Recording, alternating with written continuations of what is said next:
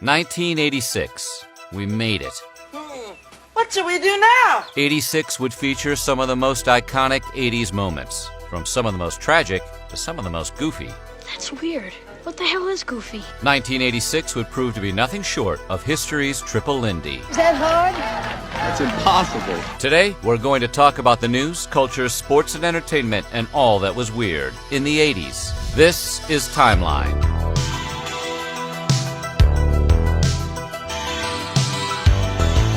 Today, we're about to get our fix on 1986. Okay, we hope you look your best. We got a little tiny zit here on the nose. I was just trying to lance it with this needle. This is 1986. This is Jennifer.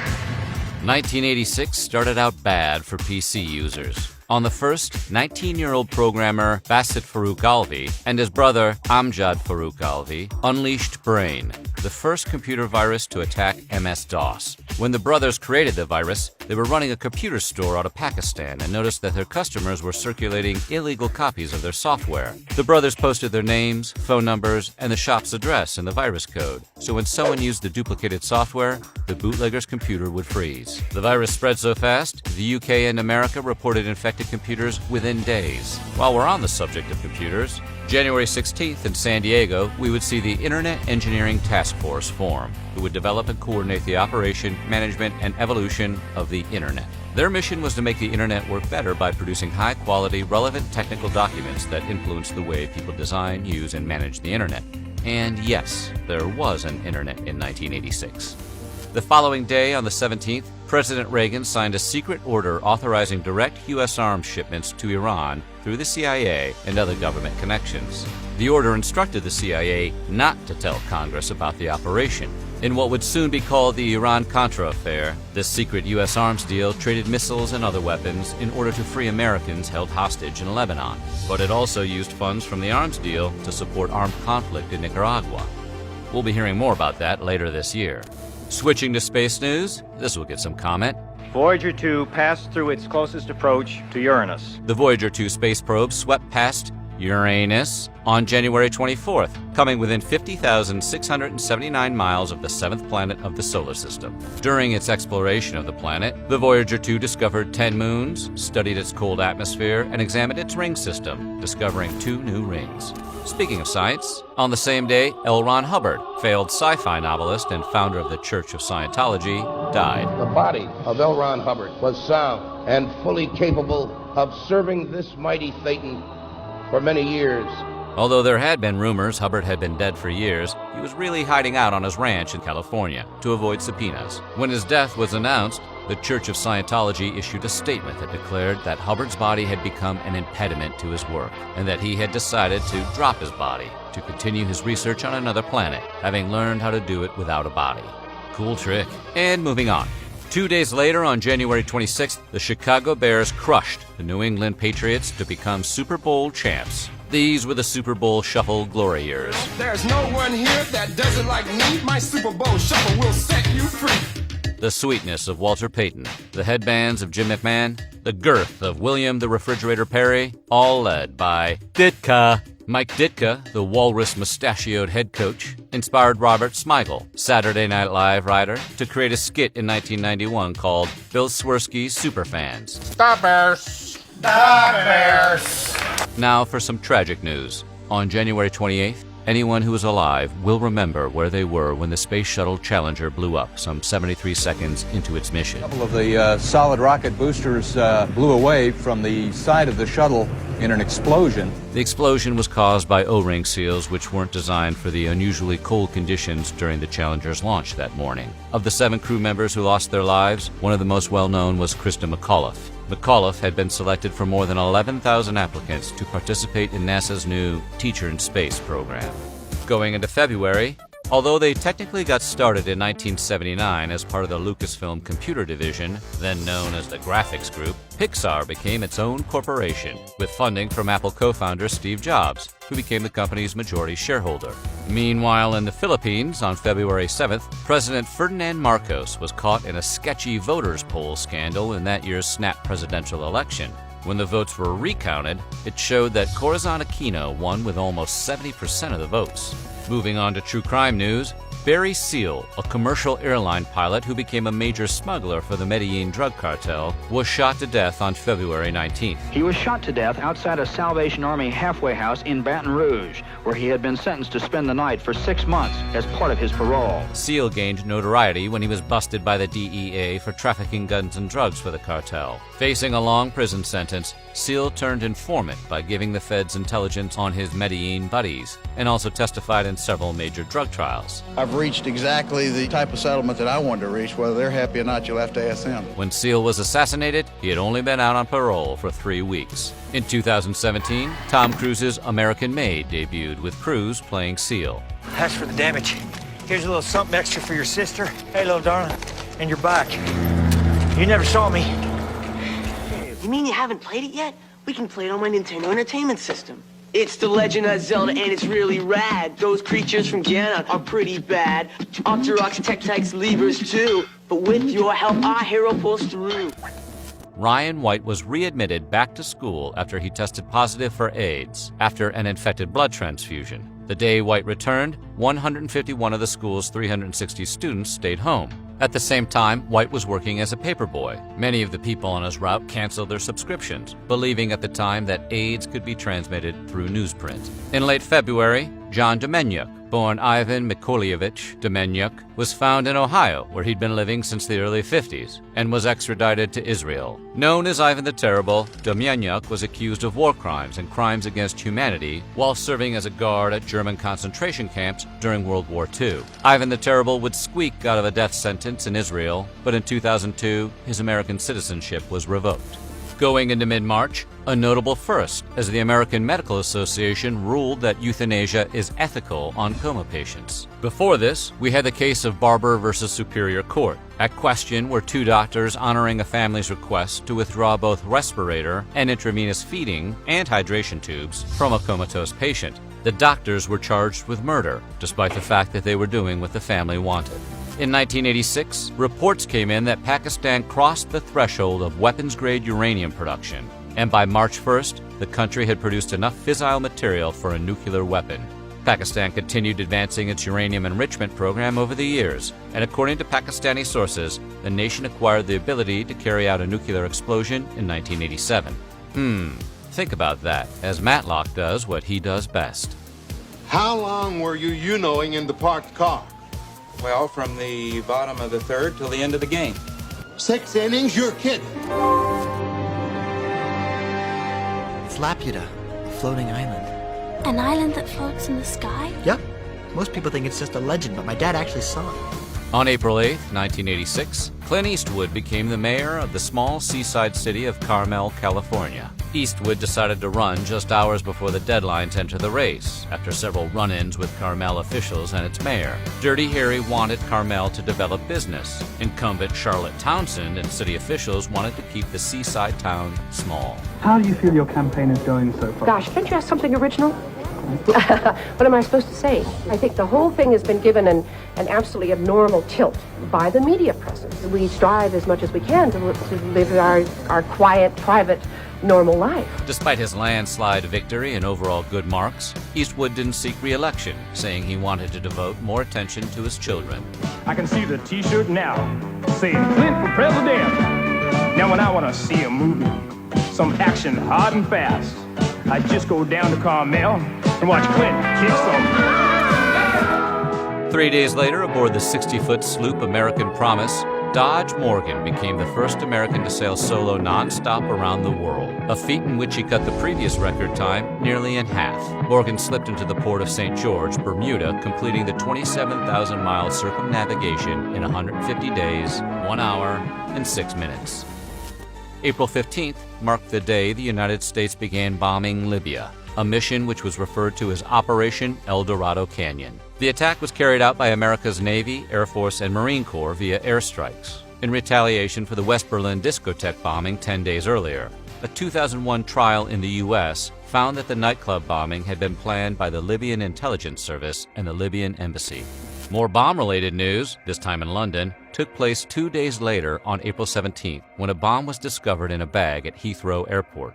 Later referred to as the Hindawi Affair, security found a 3-pound brick of plastic explosives in the bag of Anne Marie Murphy, a 5-month pregnant Irish woman who was boarding a flight to Tel Aviv with 375 other passengers. Murphy claimed to be unaware of the contents and that she had been given the bag by her fiancé, Nazar Hindawi. Hindawi, who confessed that he was working with Syrian Air Force intelligence, was later caught and sentenced to 45 years in prison.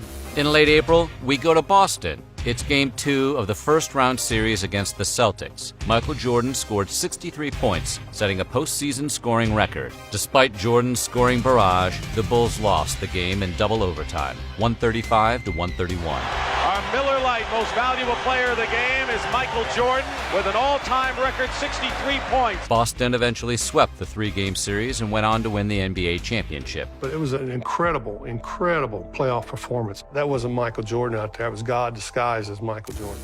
The following day, on April 21st, Geraldo Rivera hosted The Mystery of Al Capone's Vaults, a live 2-hour syndicated special. But over here is the main event. This is what you've come to see, and this is why we're here. This massive concrete chamber, which some believe was built for Al Capone. For weeks, commercials hyped that Rivera would reveal either Al Capone's great riches, dead bodies, or both on live television. Instead, when the vault was finally opened, the only thing found inside were a few empty moonshine bottles. And I promised all the critics that if we didn't find anything, I'd sing a song. So, Chicago, that Hovland town. All right, I'm going. It was embarrassing for Geraldo, but not as bad as 2 years later. On November 3rd, 1988, when on Geraldo's talk show, a white supremacist broke Geraldo's nose with a chair, marking a point when Geraldo Rivera became synonymous with trash journalism. Saturday, April 26th, at the number 4 reactor at the Chernobyl nuclear power plant in northern Ukraine, the core overheated during a safety test, resulting in one of the worst nuclear disasters in history. 2 Chernobyl plant workers died due to the explosion on the night of the accident, and 28 more people died within a few weeks as a result of acute radiation syndrome. The city of Pripyat, the home of Chernobyl, is still uninhabitable and will be for another 20,000 years. The following afternoon, on April 27th, Captain Midnight commandeered HBO's airwaves during the broadcast of The Falcon and the Snowman. In protest of the network's increasingly high $12.95 monthly fee, the protest came in the form of a message on a color bar screen which stayed on air for 4.5 minutes. The FCC and the FBI quickly caught up with Captain Midnight, a.k.a. John R. McDougal. McDougal was hit with a $5,000 fine, 1 year unsupervised probation, and a 1-year suspension of his amateur radio license, and the respect of a nation. I feel the need for speed. Staffers and executive producers at Late Night with David Letterman finally booked Cher on May 22nd. Cher had an outstanding $28,000 Manhattan hotel bill she needed to pay. Now, do you live in New York now? You live in California? I've been in a hotel for actually the last couple of months. By sheer coincidence, a Late Night executive sent another invitation to Cher while she was in New York, and she responded by saying she'd appear on Dave's show for $28,000. And you want us to cover this? Did we agree to pay for part of it? Yes. Cher seemed grateful for the opportunity. I thought that I would never want to do this show with you. Now, why? Because you thought I was an ass.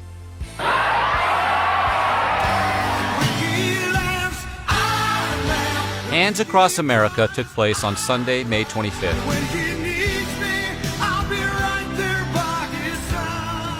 In an attempt to link approximately 5 to 6.5 million people hand in hand, literally across America for 15 minutes, forming a continuous human chain across the country.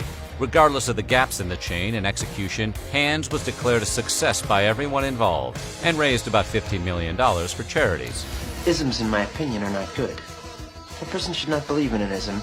He should believe in himself. I quote John Lennon, "I don't believe in Beatles, I just believe in me."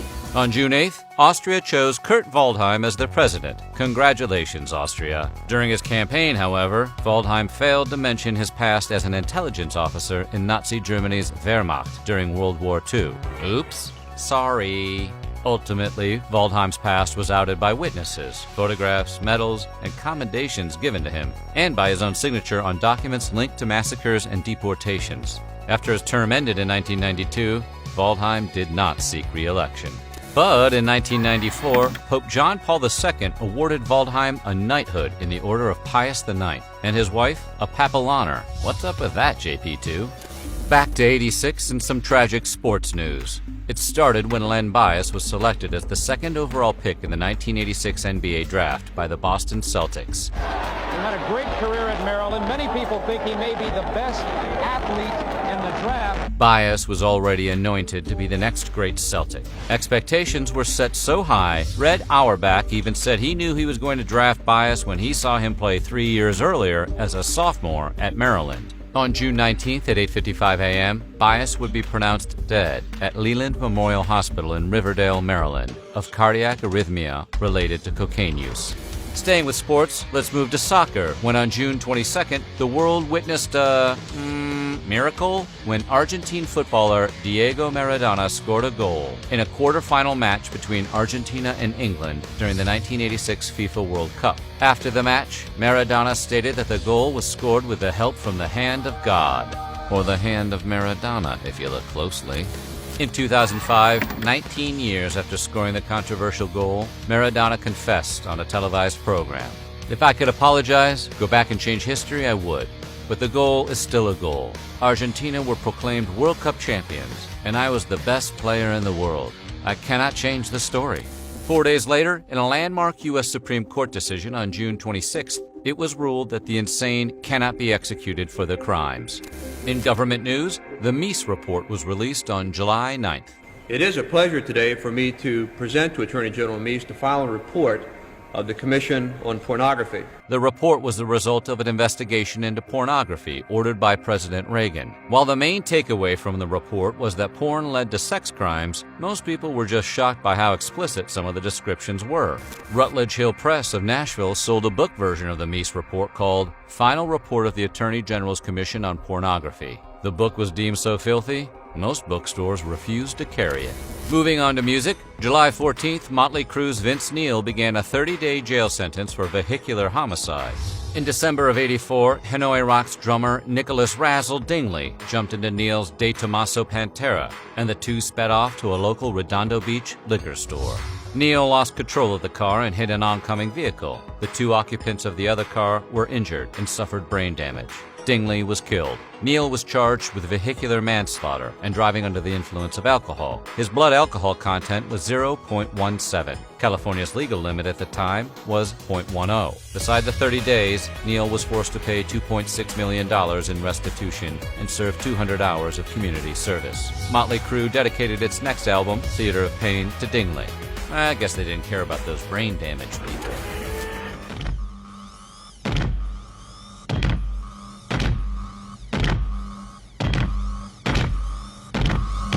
Get away from her, you bitch! Thanks to an unhealthy weight, dehydration, bad eating habits, and a drug relapse on the Grateful Dead's recent stadium tour, Jerry Garcia collapsed into a diabetic coma, waking up 5 days later on July 15th. Garcia had to learn how to walk and play the guitar again. But by December 15th, the Dead returned to the Oakland Coliseum Arena, where they headlined a series of 3 gigs. Garcia would hang on until August 9th, 1995, when he died 8 days after his 53rd birthday of a heart attack in his room at a rehabilitation clinic near San Francisco. His life was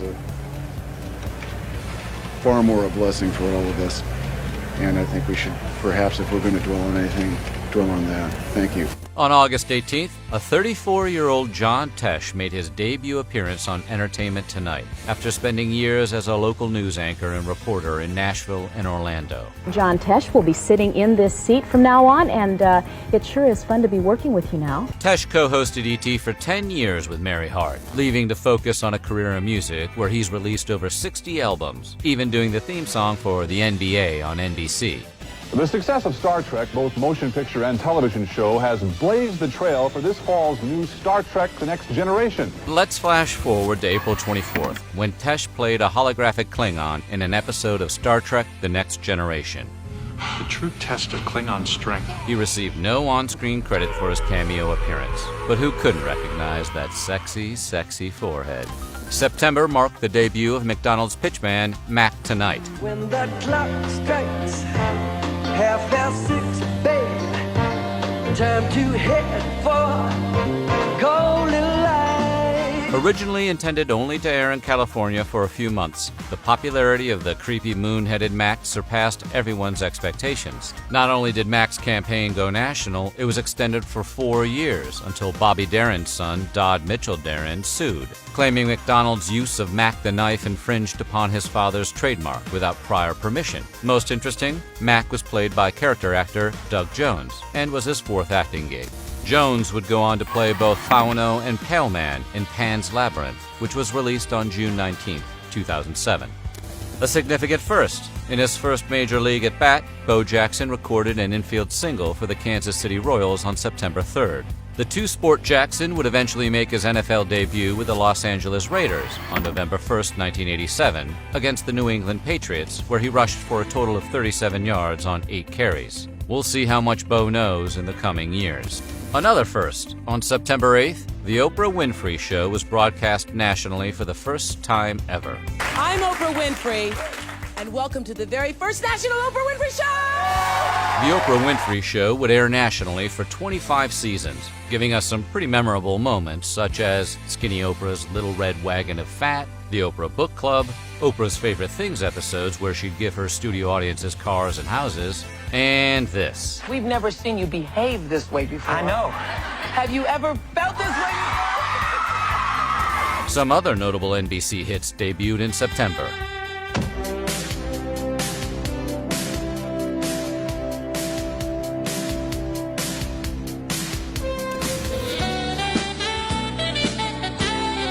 Good Lord, the gas is on. I forgot to light the oven. Well, I guess we'll have to order in. We go to Ohio, where in late September, close to 1.5 million balloons were launched from Cleveland's Public Square. Off they went. It's completely covering the terminal tower. Look at that! But a storm turned a balloon fest into a balloon nightmare. Beyond the mess, the balloons caused a local airport's runway to shut down and caused permanent damage to one woman's prized Arabian horses. So many balloons covered Lake Erie that the Coast Guard had to call off a search and rescue mission for 2 fishermen who had been reported missing earlier that day. Into October, and on the 6th, a Soviet submarine called the K-219 was involved in what has become one of the most infamous submarine incidents during the Cold War. Armed with 16 ballistic missiles, each carrying 2 warheads, the K-219 sank about 600 miles east of Bermuda. One of its nuclear reactors had overheated, and Soviet seaman Sergei Preminin manually shut it down, but sealed his death in the process. It was later revealed that highly radioactive plutonium-239 was released in the mishap. After being criticized by the media for inciting violence at their concerts, most recently at a gig at the Long Beach Sports Arena where 40 people were injured during a pre-show gang fight, Run DMC finally called for a day of peace among Los Angeles street gangs on October 8th. The next day, The Phantom of the Opera opened at Her Majesty's Theatre in London on October 9th, starring Michael Crawford in the title role with Sarah Brightman as Christine. Fun Phantom fact, Crawford's mask originally covered his entire face and remained in place throughout his performance, obscuring the actor's vision and muffling his voice. Soon afterwards, Phantom's half mask was designed to replace it, and the musical's unmasking scene was added. On October 9th, The Late Show with Joan Rivers premiered on the new Fox network. It would mark the first time a woman got to host a late-night TV talk show in the U.S. Rivers took the gig because she thought NBC would never give her The Tonight Show, where Rivers would guest host when Johnny Carson took the night off. When Carson found out Rivers jumped ship to Fox, he blacklisted her, and the two friends never spoke again. It was a little after 10 a.m. on October 23rd when Keith Haring began painting a 100-yard-long mural along a portion of the Berlin Wall. This is probably the most famous and most significant wall because it is a wall that separates and is protected by death or the threat of death to cross it. The commissioned project was highly publicized and equally risky for Haring. West Berlin policemen shouted at him through bullhorns, taunting that he was in their country without a visa. Haring finished the mural the same day, but the piece didn't last for very long. The mural was soon vandalized and painted over by other artists. It was destroyed by the time the Berlin Wall came down on November 9th, 1991. We go now to the 10th inning of the 6th game of the World Series between the New York Mets and the Boston Red Sox, where on October 25th, Bill Buckner allowed a Mookie Wilson ground ball to pass through his legs. Little roller up along first, behind the bag! Buckner's error allowed the Mets to score and win the game. The Mets went on to win the series. Buckner was blamed for the series loss. That and the curse of the Bambino, of course. Moving into November, 3 long years after their first single, Kooky Puss, was independently released, the Beastie Boys dropped License to Ill on November 15th, and the suburbs were never the same again. License to Kill, right? That's ill, Joan. Okay, sorry about this. Their album is called License to Ill. That's a stupid name for an album. The Beasties' debut LP produced 7 singles, helping it go platinum on February 2nd, 1987, and eventually certified diamond on March 4th, 2015. That's 10 million albums sold. We go to the ring, and with a second-round TKO of Trevor Berbick, Mike Tyson became the youngest heavyweight champion ever, winning the WBC belt on November 22nd. Tyson would go on to unify the heavyweight championship belts, winning the WBA belt with a decision over James Bone Crusher Smith, and the IBF belt with a decision win over Tony Tucker. Being such an iconic 80s figure, you get endorsements. On September 18th, 1987, Nintendo's Mike Tyson's Punch-Out debuted, where you could fight such classic opponents as King Hippo, Mr. Sandman, and Soda Popinski. Back to 86, the Iran-Contra affair erupted on November 25th as President Ronald Reagan and Attorney General Edwin Meese revealed that profits from secret arms sales to Iran had been diverted to Nicaraguan rebels. And finally, on December 17th, American hitman Richard Kuklinski was brought down in a sting set up by the New Jersey Attorney General's office and the ATF. Unnecessary. These guys watch too many movies. Kuklinski was given the name the Iceman by authorities after they discovered that he had frozen the body of one of his victims in an attempt to disguise the time of death. In 2003, HBO would pair Kuklinski with forensic psychiatrist Dr. Park Dietz, who analyzed some of Kuklinski's 150 to 200 committed murders. 1986 was now over. 87 was just around the corner, where we would see the fall of famous religious figures, the crude early days of an animated classic, and the greatest crime fighter Detroit ever produced. But that is for next year. Coming soon, 1987.